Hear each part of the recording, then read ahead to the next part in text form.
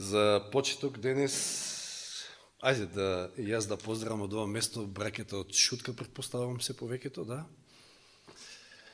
Да, до Благојче исто така, до Перса, до Данило, еве, не ги видовме неколку седмици, верувам дека сите сте вие подобри, па и ние, некако не одмина оваа настинка, но фала му на Бога, што сме живи и јас викам во последно релативно здрави, ама сепак сме здрави, сепак функционираме, фала му на Господа. Да се молиме понатаму еден за друг, затоа што навистина потреби има, и тоа како, многу. Затоа сме браќа и сестри, затоа сме едно семејство. Но денес ќе зборувам за нашиот брат, најголемиот брат наш. Всушност, за оној 11 стих од 2 глава Евреите. И сестра Любица, мислам дека беше тука некако најблиску до оно што јас сакав да го кажам, но не се воздржам да го кажам, затоа што темата ми е токму на тоа. Но Евреите 2.11 да го прочитаме повторно.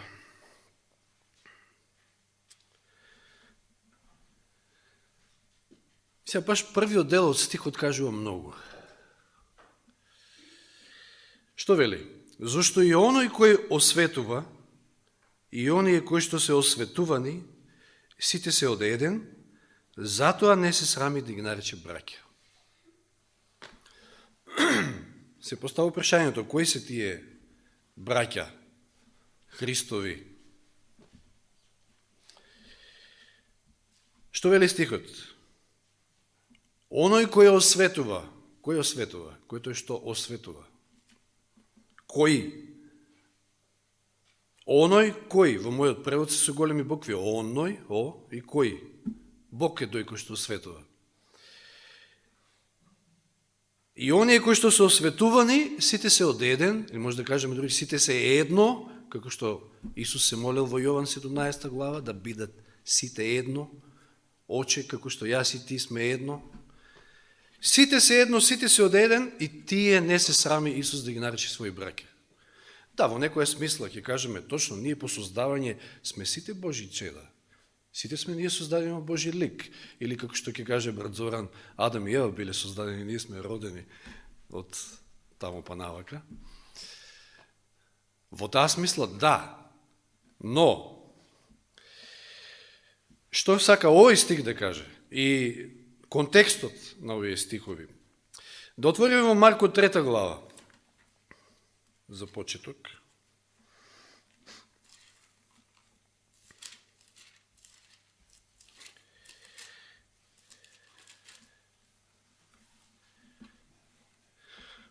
Ова тема може ке допре до сршта, но треба да допре, треба да ме допре прво мене, па сите останати, затоа што ова ќе ни открие што значи да се биде вистински брат и сестра. Еве, браќа се спомнат, меѓутоа Исус нормално може да ни биде брат и на браќата и на сестрите. Марко 3 глава, 20 стих. И дојде во една куќа и пак се собра народ, така што не можеа ни да леп да јадат. Исус си ја вршил работата за која што дошол. Знаете, често пати за нас знаат да кажат, ајде, одите тамо од куќа на куќа, пред се за колпортерите или за оние кои што тоа го прават најчесто. Одите од куќа на куќа, немате друга работа, па. Се собра народ. Секаде кај што Исус одел се собирало народ. А 21 стих вели, кога неговите чуја за тоа, кои неговите? Неговите полубраќа дома, мајката, целото негово семејство, неговите, излегоа за да го приберат, зашто зборуваа дека не е при себе си. И ова не е ништо странно за нас. Знаем и вакво нешто да слушнеме за нас. Но Кои го прифатиле ваквото нешто, ваквата мисла? Неговите домашни. Тука нешто спомна и братот Вели, ќе видиме преку оваа тема и колку пострадал Исус. Неверојатно на вистината, неговите браќа дома, полубраќа, окей, ама семејство, како постапуваат со него. Што вели сестра Елен Вајт? Еве од Копнежот се повеќето од цитатите. Јосифовите синови ни најмалку не биле наклонети кон Исуса во неговото дело. Извештаите што допирале до нив за неговиот живот и дела ги исполнувале со чудење и со страв. Чуле дека цели ноќи поминува на молитва, дека преку ден го следи мноштво луѓе, дека нема време ниту да јаде. Неговите пријатели сметале дека со својата непрекината работа се исцрпува. Не можеле да го разберат неговиот став кон фарисеите, а имало и такви кои што се плашели дека е поместен од умот. Неговите браќа го чуле ова, исто така и фарисејското обвинување дека ѓаволите ги истерува со сатанска сила. Подолу во текстот и за тоа се зборува, да не читаме се. Тешко ги поднесувал прекорите што доаѓале до нив поради нивното сродство со Исуса. Знаеле каков метеж создале неговите зборови и дела, и не само што биле вознемирени со неговите смели тврдења, туку биле и лути поради тоа што јавно ги обвинувал книжевниците и фарисеите. Решиле да го уверат или да го присилат да престане со таквиот начин на работа. Што решиле? Што се спремале да направат неговите браќа, неговото семејство? Да му ја прекинат работата на проповедање на Евангелието. Не го разбирале, воопшто не го разбирале, тој начин на негова работа и живот и така натаму. Вели, браќата не го сватили Исуса затоа што не бил сличен со нив, неговото мерило не било и нивно мерило. Гледајќи на луѓето, тие го напуштиле Бога и во нивниот живот не постоела неговата сила. Во текот на целиот негов живот, неговата мајка и браќа не ја сваќале неговата мисија. Замислите си од вашите домашни да не биете сватени и разбрани. Колку тоа тешко му паѓало. Дури неговите ученици не го разбирале. Тој живеел во вечна светлина, еднаков со Бога, но својот живот на земјата морал да го помине во осаменост. Затоа што не бил разбран.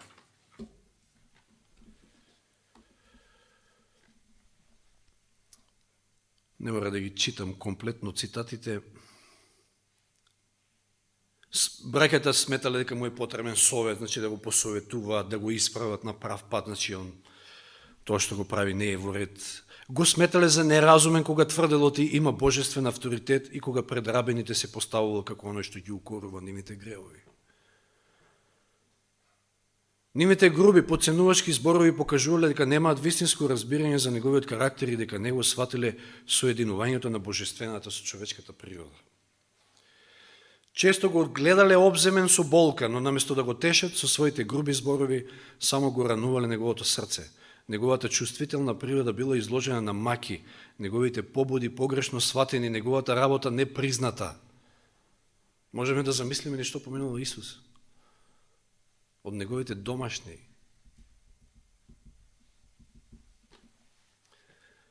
Често пати ја изнесувале неговите браќа филозофијата на фарисеите, што била неинтересна и застарена, и се осмелувале да мислат како тие можат да го учат него, кој ја разбирал целокупната вистина и ги познавал сите тајни. Слободно го осудувале она што не можеле да го разберат.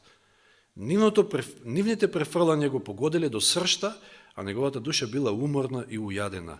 Јавно исповедале вера во Бога и мисле дека го бранат Бога, додека Бог бил со нив во тело, а тие не го познавале. Колку му било тешко.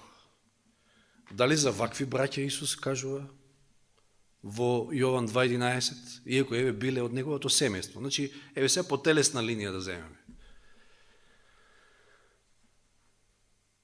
Па не, секако дека не. Воопшто не го разбирале. Не само што не го разбирале, туку сакали да го попречат во неговото дело, во неговата мисија. Што читаме од 31 стих во истата таа глава од Марко? И тогаш дојдоа неговите мајка и неговите браќа и стоејќи надвор испратија при него да го повикаат. Не знам зашто вака направиле, може им било и срам, значи сега да се појават да. А околу него седеше народ и му рекоа: ете, мајка ти и твоите браќа надвор те бараат. А тој во одговор што им вели? Кои се мајка ми и браќа ми? Постава прашање. И ги погледна наоколу оние кои седеа околу него и рече: еве ги мајка ми и браќа ми, зашто кој ја исполнува Божјата волја, тој ми е и брат, и сестра, и мајка. Неговите полубраќа, неговото семејство воопшто не ја исполнувале Божјата волја. Напротив, гледале да ја спречат Божјата волја, исполнувањето на Божјата волја и неговата мисија. Значи, што можеме да заклучиме тука? Иако, пак ќе кажам, тоа биле полубраќа, значи, деца на Јосифа, меѓутоа, од претходен негов брак, но меѓутоа, можеме да кажеме дека браќа по плод не се наши вистински браќа, ако не ја творат Божјата волја. Прашањето и ние дали ја твориме, меѓутоа, еве, да кажеме, ние сме Христови следбеници, ние правиме се како што треба.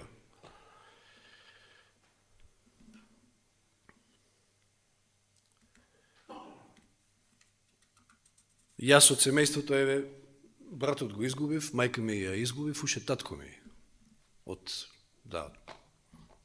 Свети Николското семејство. Тој мене одамна ме прешкратал и токму заради тоа што ме смета за луд, предпоставувам. Ја не сум го прешкратал, ама не можам да имам кој знае какви нормални односи.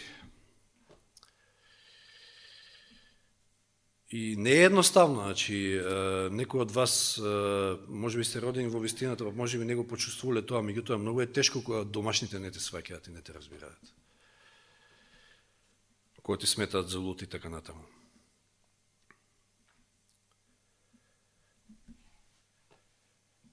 Стихот во Евреите 2.11 уште еднаш: зашто и оној кој осветува и оние кои што се осветувани, сите се од еден, затоа не се срами да ги нарече браќа.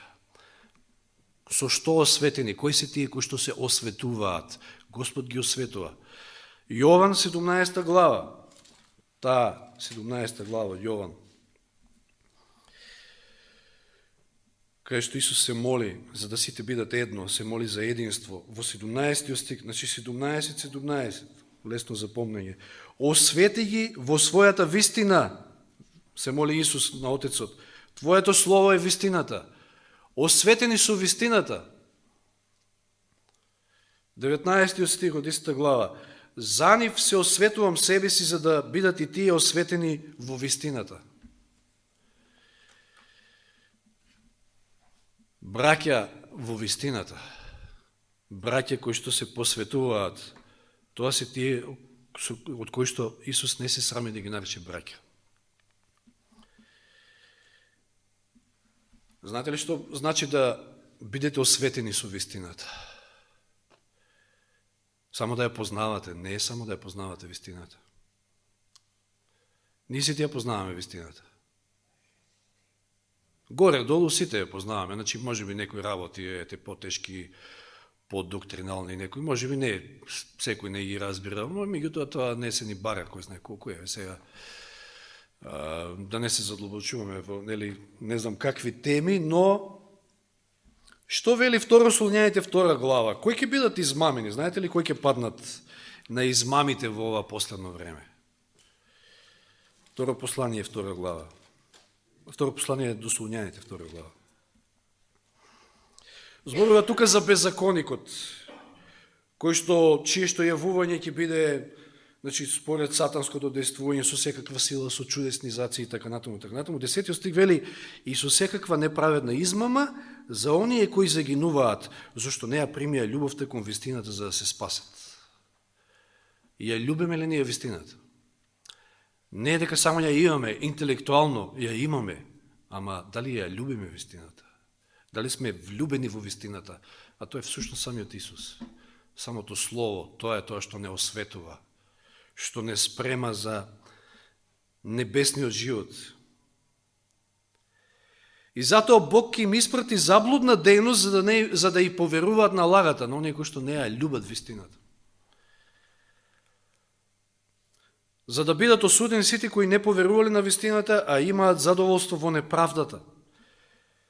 А видите, понатаму вели, а ние сме должни секојаш да му благодариме на Бога за вас, браќа. Еве, Павле, писателот ново послание, им се обреќа, сега зборува и кажува за оние кои што ја немаат љубовта кон вистината, дека Господ ќе им прати заблудна дејност, да се заблудат, да отпаднат, а потоа им се обреќа на браќата им вели, а ние сме должни секојаш да му благодариме на Бога за вас, браќа, од Господа возлюбени, зашто Бог ве избра од почетокот за спасение преку осветувањето, еве го повторно осветувањето на Духот и вера во вистината. Осветувањето преку Духот и преку верата во вистината.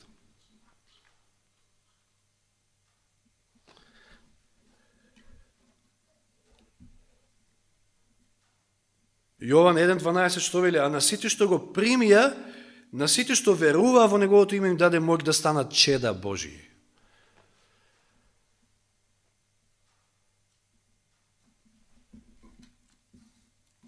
Тоа се браќата Христови.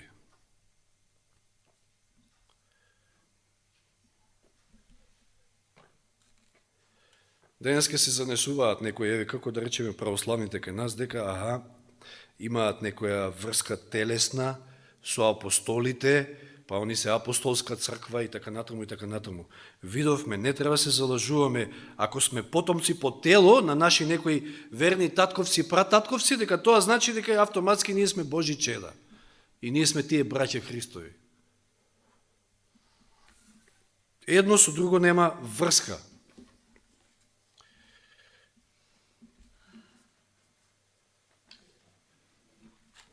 Ајде да прочитаме во Јован 8 глава, еве кога сме кај ова. Онаа конверзација меѓу Исуса и фарисеите околу прашањето чии чеда се тие. Исус отворено им кажува. Јован 8 глава 39 стих. Наш татко е Авраам, велеле фарисеите. Значи Исус им рече, ако бевте Авраамови чеда, ќе ги вршите Авраамовите дела. А сега сакате да ме убиете мене, човекот кој ви ја кажа вистината, што ја чув од Бога. Авраам не направи така. 4/4. Мислам дека тоа е 4/4, тука не ми се поделени. Вие потекнувате од вашиот татко ѓаволот и сакате да ги исполнувате желбите на татка си. Тој беше човекоубиец од почетокот и не остана во вистината, зашто нема вистина во него. Кога зборува лага, зборува од своето, зашто е лажец и татко на лагата. Нешто немате врска со вистината, туку вие сте од другиот табор.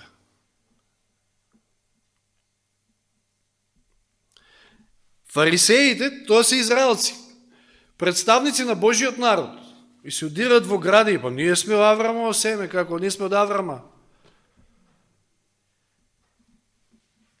А сакале да го убијат Месијата, кој што дошол да ги спаси и нив. Но Исус им вели, не, ваш татко е ѓаволот, вие не сте Божи чеда. Драги браќи и сестри, не е битно што исповедаме туку, дали тоа што го исповедаме всушност го живееме. Дали исповедањето е соодветно на карактерот што го поседуваме.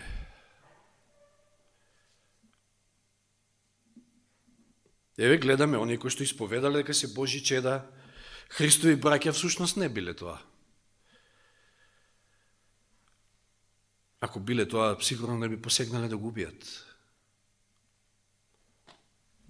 Значи, ниту нашите домашни по плот не се наши вистински браќа, под предпоставка велам, значи, ако ние стварно сме она што сме и овај поука и за нас, затоа реков прво од мене, дали ние се осветуваме во вистината, дали ние љубиме вистината, или само ја познаваме онака, интелектуално. Значи, ниту пак оние браќа, да не речем во црквата, кои што се слични со ваквите ставови на фарисеите, не се вистинските браќа.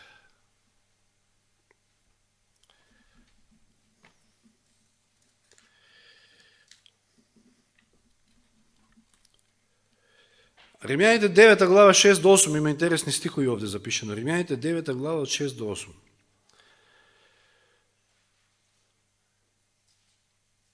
Зашто не сите кои водат потекло од Израел се вистински израелци. Тука може да застанеме, ова многу кажува. Не сите што водат потекло од Израел се вистински израелци. Се сеќават Исус на кого му кажа ти си вистински израелец, во тебе нема. Моле? Да, Натанел. Не слушнав Даниело, така нешто ми се слушнав. Ниту сите се Аврамови деца, затоа што се негово потомство, но во Исака ќе се нарече твоето семе. Тоа значи дека сите деца по тело не се Божи деца, туку децата на ветувањето се сметаат за потомство. Они што се од Сара, се алудирам на галатјаните, не од Агара, од робинката. Тие се робови на телесните страсти, тие не се обратени, тие не се родени од духот.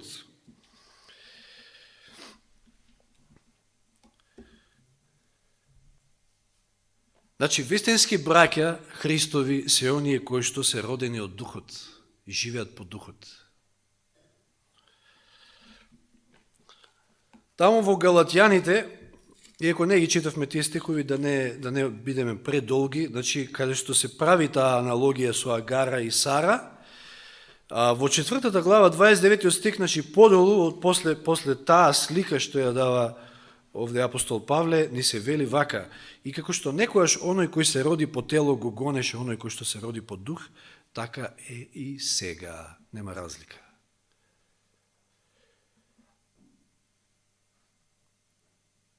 Ова е во потполна согласно со она што го вели Елен Вајт во своите списи.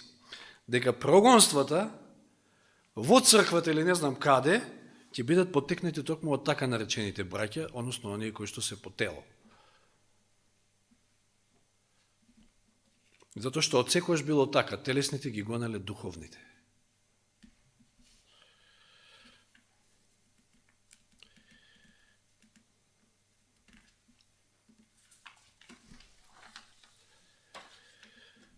Што вели во 1 Јованова 3 глава?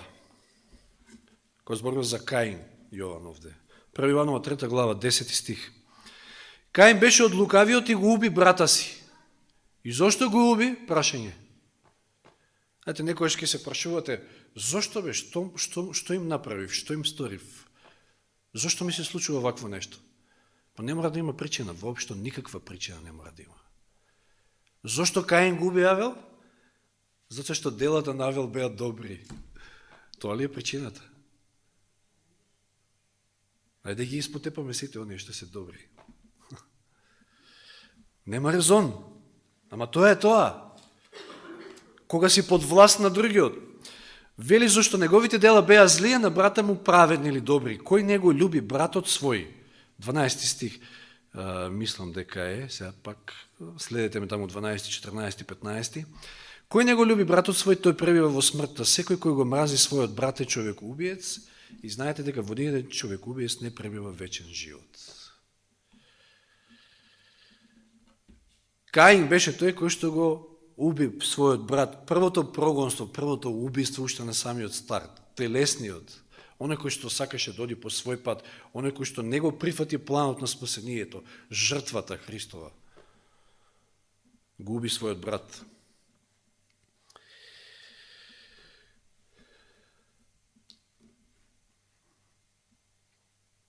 Дури во Јован 7 глава Исус вели: светот мене ме мрази, зашто сведочам дека неговите дела се зли. Истото беше и меѓу Каин и Авел, истото и понатаму ќе продолжи.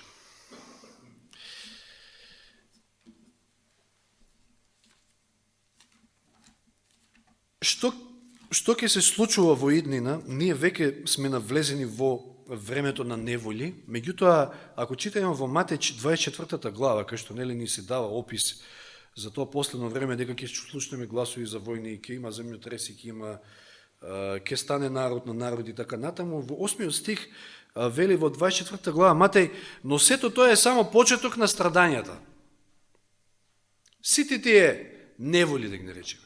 Што сака да каже? Тек сега доаѓаат, после ова доаѓаат вистинските страдања. Кои? тие ще ги помине самиот Исус. Еве кој. Тоаш ќе ве предадат на маки, ќе ве убиваат. Предавството е многу тешко. Од блиски. И сите народи ќе ве замрзат заради моето име. Тогаш мнозина ќе се соблазнат. Едниот ќе го предава другиот, едниот ќе го мрази другиот. И ќе се јават многу лажни пророци, ќе заблудат мнозина. И заради многу беззаконија и љубовта ќе олади кај мнозина. Но кој ќе издржи до крај, тој ќе биде спасен. Ова се вистинските страдања. Низ ова поминал и самиот Исус. Па и Павле тамо кога реди колку пати бил бичуван, ова, она, во опасност, вика, од бродолом, во опасност од лажни браќа, меѓу другото спомнува. И така натаму, и така натаму. Да не даде Господ да бидеме ние во оваа група. Меѓутоа, решението е пак кај Господа Исуса. Дали ние се посветуваме, дали дозволуваме вистината да не посвети, да не освети, или пак само онака си ја познаваме вистината, ние сме во вистинската црква и тоа е тоа, и ние сме спасени и крај. А дали Господ Исус се срами од нас или не се срами, тоа е прашање. И не само што се срами од лаодикеецот Господ Исус, туку и му се гади. Така вели во Откровение 3 глава. Од неговите дела, еве, да не бидам погрешно сватен, Господ не сака сите нас, но него сака греот. Не ја сака таа млака состојба. И затоа вели, ке ја избувам. Подобро да си ладен.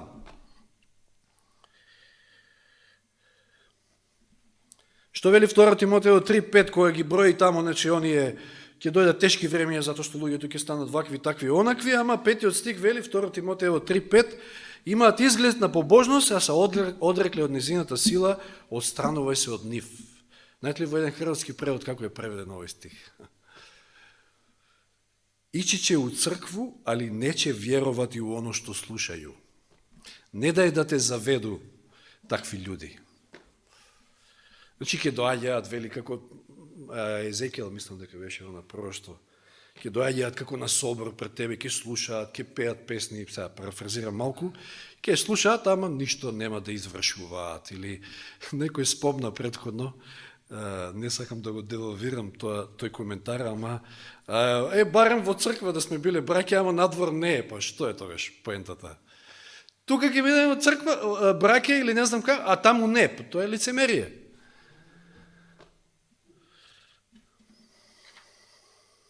И тоа вистински браќа, точно, онакви, какви што Исус не сака. И како што вели овој хрватски превод, одењето во црква и учеството на богослужението не прави ни нас вистински Христови браќа. Туку потребно многу повеќе од тоа. Тит 1.16 вели, исповедаат дека го познаваат Бога, но го одрекуваат со делата. Да не го читам вториот дел од стихот.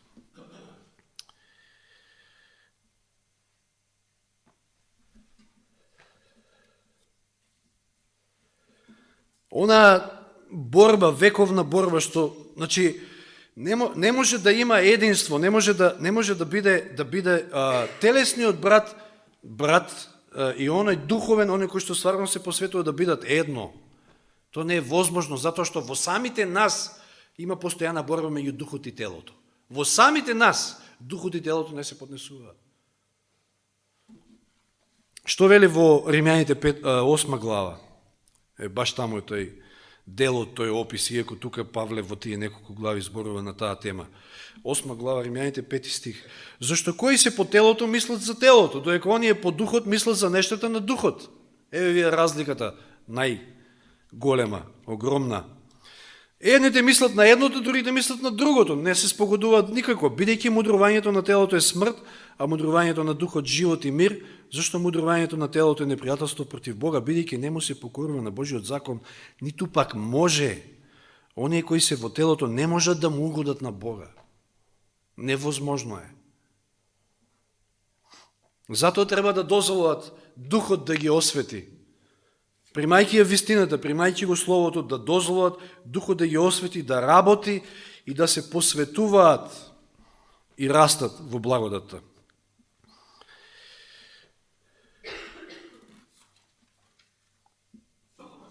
Видите што вели Елен Вајд во контекст на ова.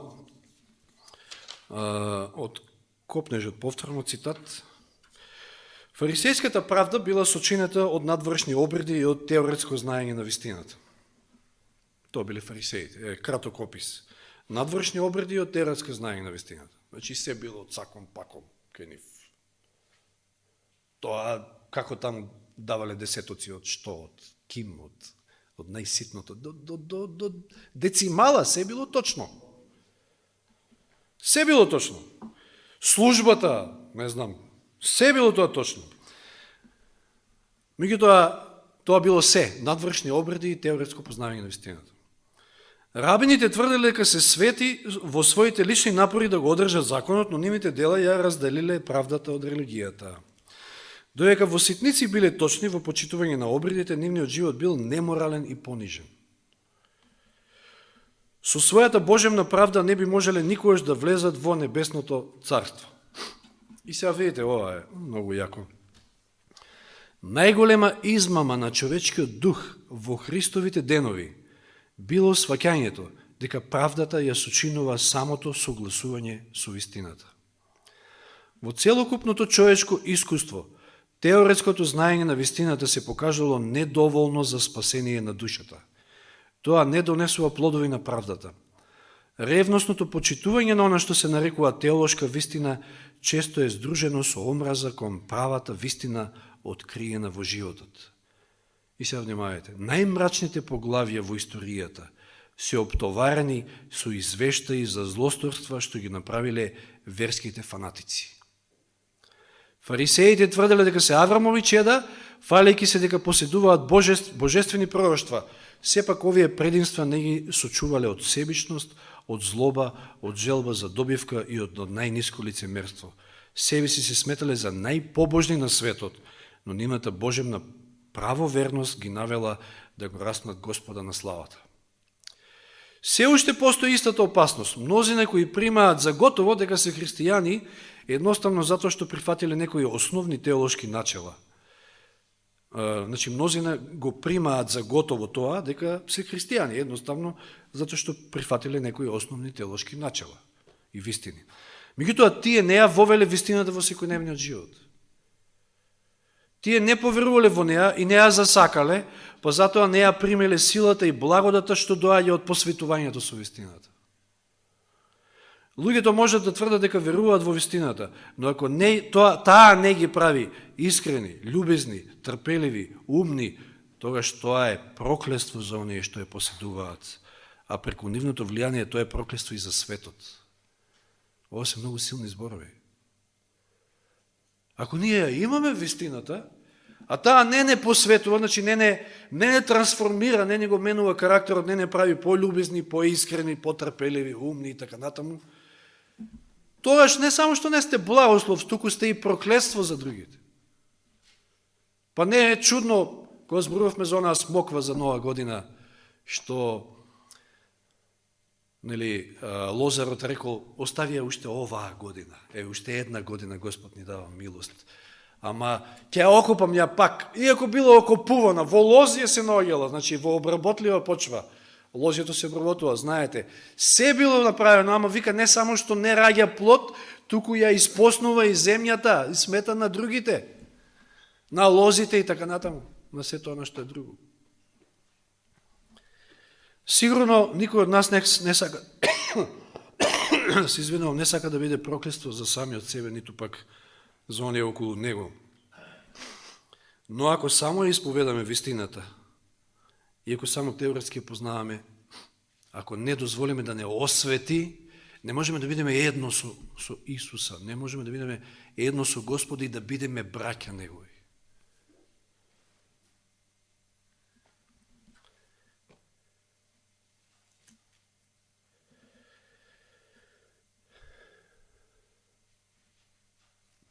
Римјаните 8 глава, се вратиме на Римјаните 8 глава, 15 до 17 стих. Претходно прочитавме дека телото си го бара телесното и така натаму таа борба меѓу телото и духот. Од 15 до 17 стих вели гласи вака: имено не го примевме духот на робството за да бидеме пак во страв, туку го примевме духот на посинувањето.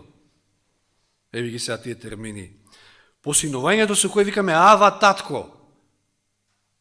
Стануваме синови Божии. Самиот Дух сведочи заедно со нашиот Дух дека сме Божии чеда.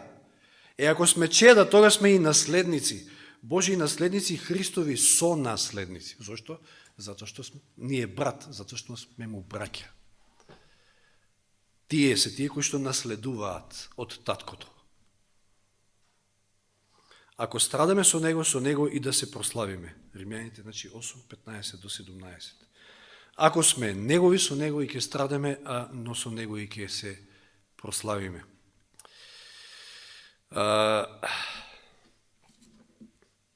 Слава му на Бога што ни дал шанса да се наречеме негови синови и Христови браќа. Нека Бог ни даде таа вистинска љубов да се љубиме едни со други, зашто по тоа светот ќе познае дека сме негови. По тоа ќе бидеме едно. И само така можеме да бидеме едно. И Исус ќе каже, ова се моите браќа, и јас не се срамам од нив.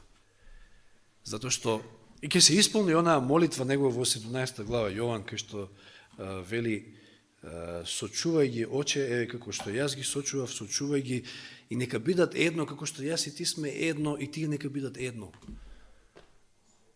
Нека биде така во нашите животи, меѓу нас. Амин. Милостиви и праведен Татко наш небесен, ти благодариме што можеме да се наречеме Твои чеда и Христови браќа.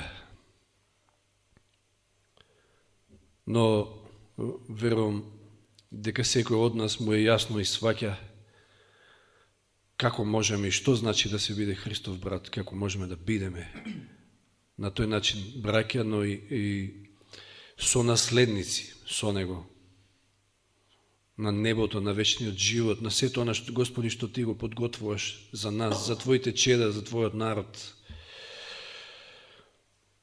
Ја познаваме вистината, но дали вистината, ја имаме вистината, но дали вистината не има нас, тоа е главното прашање. И дали живееме според она што ни е откриено според сета дадена светлина. Тоа ќе не дистинкцира од останатите, а и тоа ќе биде привлечно, тоа ќе биде магнетот кој што ќе ги привлече другите, кои ќе видат дека наликуваме на Христа и кои ќе видат дека сме едно со Христа, едно со Отецот, затоа што сме од еден татко, сите браќа и сестри. Помогни ни, Господи, сите ние имаме своји битки во животот, сите ние имаме своји предизвици, своји слабости и не велиме, како што и Павле вели, дека достигнавме, меѓутоа се бориме, одиме напред, гледаме на Исуса Христа, кој што ни е пример во се, и трчаме на таа трка, таман работа уште кога би се откажале сега на самиот крај, затоа што знаеме, сите знаци укажуваат дека сме пред самиот крај. Дај ни сили, Господи, да можеме да ја завршиме оваа битка и оваа трка како победници, како што и Павле кажал за себе. Да ја завршиме трката без разлика дали некој ќе го доживее тој величествен ден на Христовото доаѓање или пак ќе заспиеме предходно, да ја завршиме трката со вера. Помогни ни, Господи, води не во остатокот на овој свет саботен ден и обилно благослови ни поединечни како црква, за сети благодариме во Христово име. Амин.